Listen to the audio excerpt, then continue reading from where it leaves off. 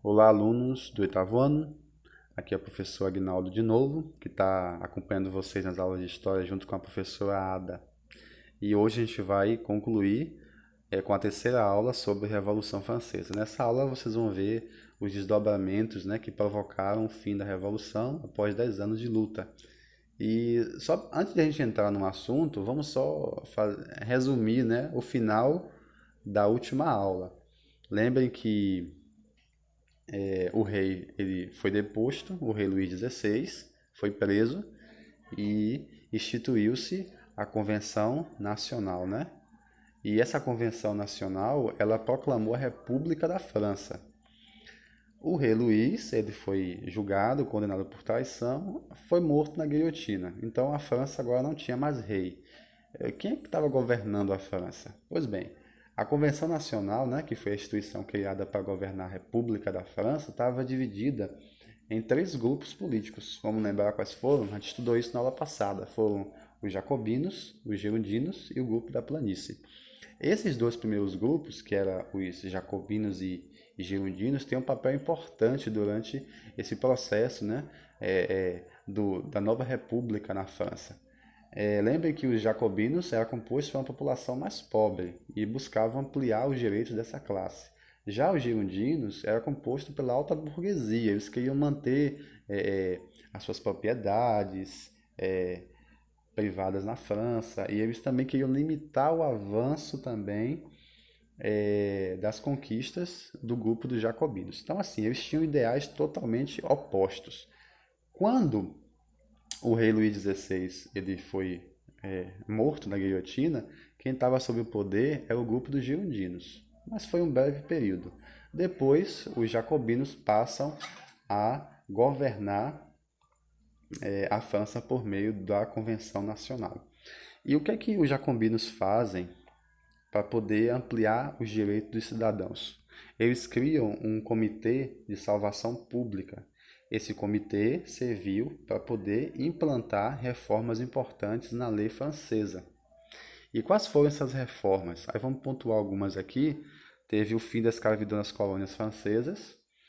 Interessante que não atingiu a sua totalidade para poder acabar com a, a, a escravidão, porque teve colônia ainda da França que ainda foi restabelecida a escravidão, né, que foi o Senegal. Haiti conseguiu, né, se livrar, que teve a revolta dos escravos, mas foi um passo importante, né?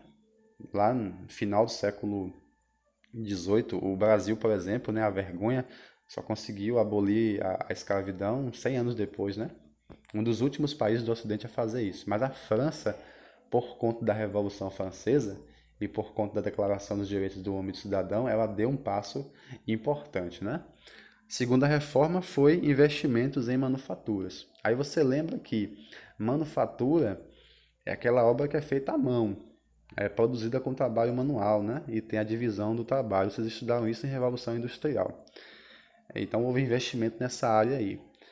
E a terceira reforma foi estabelecer um preço máximo para os pães e para os cereais. Vocês lembram que no início da Revolução, um dos motivos foi que a população estava passando miséria. Se a agricultura caía, os preços subiam, então ninguém podia comprar um pedaço de pão para comer. Então os jacobinos pensaram, não, vamos deixar um preço máximo para os pães e para os cereais.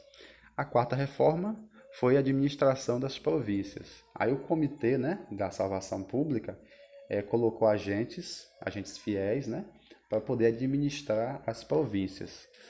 Província é equivalente ao que a gente chama aqui de estado, né? Estado da Bahia, estado de São Paulo, lá na Europa geralmente usava esse termo aí, províncias. E uma outra reforma foi os calendários desvinculados da Igreja Católica. Novamente a gente percebe, né, que a Igreja ela vem perdendo espaço no Estado francês. A gente lembra que durante a Assembleia Nacional os bens da Igreja foram confiscados pelo Estado e agora até o calendário é desvinculado da Igreja. Olha que interessante. E a última reforma aqui foi a democratização do ensino. Desculpa a tela aí que saiu. Quando a gente fala em democratização do ensino, da educação, isso a gente lembra que Agora, a educação ela passa a ser responsabilidade do poder público ou do Estado. Então, veja, foram reformas importantes? Foram reformas importantes. Atingia mais quem? A classe mais pobre. Atingia o cidadão comum, né? Então, isso é bem interessante. E o que dizer das mulheres durante a Revolução Francesa? Lá na França, como de praxe, né, em outros estados também, as mulheres não tinham uma participação política. Não tinham direito a voto, não tinham direito a cargo público, né? Elas eram controladas pela figura masculina dos pais ou dos maridos, né? Pelo homem. Então a vida delas era essa. Porém, com a Revolução Francesa, as mulheres aproveitaram para lutar pela ampliação de seus direitos. Inclusive, teve uma escritora chamada Olympe de Gouges. Ela era uma escritora, ela produzia textos e peças teatrais, e ela foi autora da Declaração dos Direitos da Mulher e da Cidadã. Olha que diferença.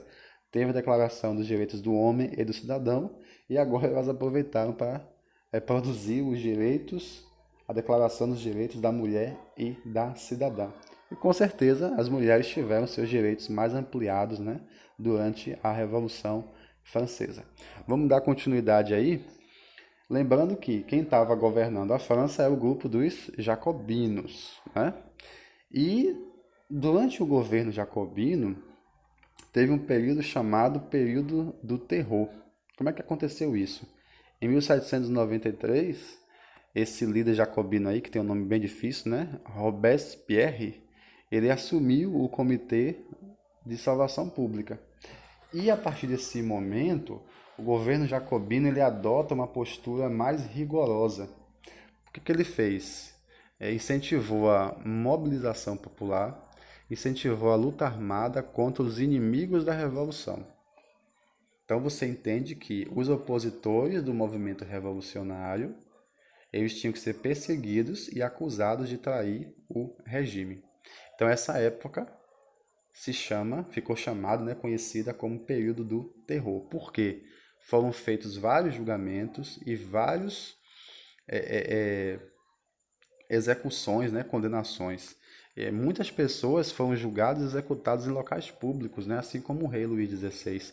E o instrumento que foi usado para isso foi a guilhotina. Né? Tem a foto aí do lado, vocês estão vendo que a guilhotina é um instrumento para decapitar, ou seja, cortar a cabeça dos condenados. Era uma morte bem rápida e com menos sofrimento. Pois bem, a gente percebe aí que os jacobinos eles estavam muito radicais, né? E o que aconteceu a partir daí? Os girondinos, eles começam agora a tentar reverter a situação, porque já que o Comitê de Salvação Pública estava com um viés violento, né? Acabou se tornando impopular e acabou enfraquecendo politicamente os jacobinos. Então, nesse contexto, os girondinos eles resolvem intervir, eles tomam novamente o controle da Convenção Nacional. E durante essa mudança, os girondinos eles executam os jacobinos, né, membros do Comitê da Salvação Pública, e instalam agora um modo de governo mais conservador. Bom, já que os girondinos estavam de volta ao poder, eles estabelecem agora um governo mais conservador, como eu citei, chamado de diretório. Esse diretório ele era composto de 5 diretores e 8 ministros. Aí você percebe que há um poder executivo. Esse diretório foi responsável pela aprovação da nova Constituição em 1795. Apesar dos girondinos estarem no poder, a França ainda estava com um movimento muito instável, porque havia essa divisão, né, entre o radicalismo jacobino, que saiu de cena, mas também tinha medidas mais conservadoras dos girondinos. É aí que os setores da burguesia começam a criticar tanto os jacobinos como também os girondinos.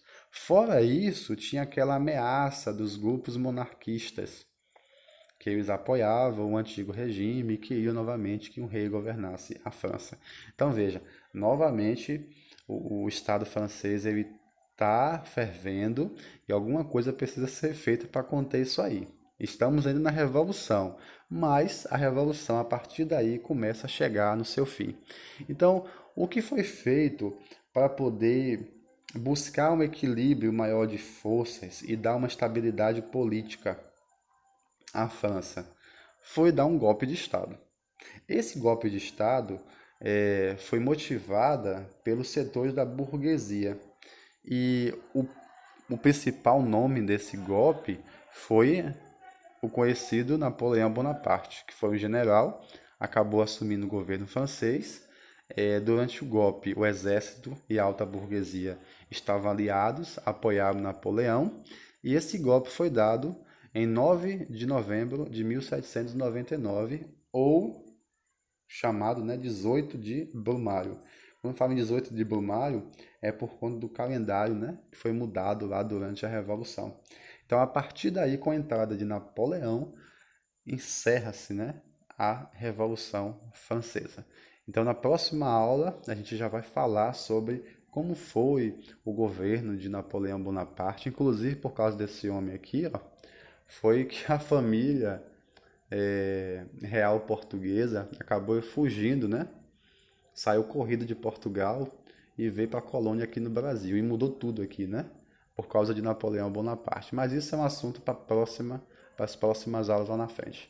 Então, chegamos ao fim da aula de hoje. Muito obrigado pela atenção de vocês aí em casa e até a próxima.